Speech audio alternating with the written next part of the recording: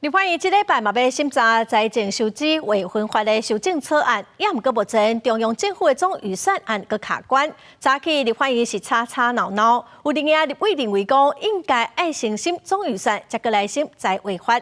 也毋过那8立委是强调讲财违法已经25档拢无修法，要求行政院爱赶紧来提出修法的版本。 听到财违法修法的议题，财政部政务次长黄清华无愿意回答，就赶紧入去财委会，因为财违法要怎修，在野党加执政党也阁瞧袂好势。会议拄开始，民进党立委蔡耀武就因为发言超过时间，甲其他立委起冤家。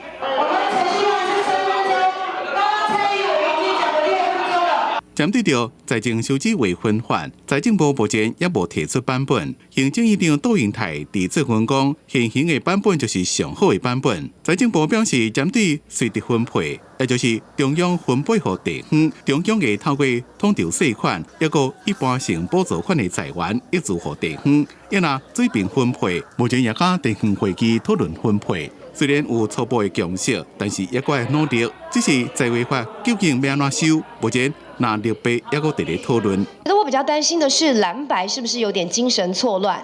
你们一方面挡预算，但是一方面又在要预算，可不可以清醒一点？这个国家不是你们多数就可以作乱。财政部应该提出财政部的版本，但是到现在财政部都不愿意提出版本，所以我觉得问题是在行政院，在执政党。 把他们认为最好的版本也成为法律，而不是到现在为止完全是靠个人意志，或者是说由行政院来决定所有的分配方式。只是财违法已经经过25年拢无修法，伫过去定来拢是卡伫咧中央加地方的税值分配，无法度有共识。伫这回执政党加在野党要安怎协商，恐惊也阁有通谈。记者综合报道。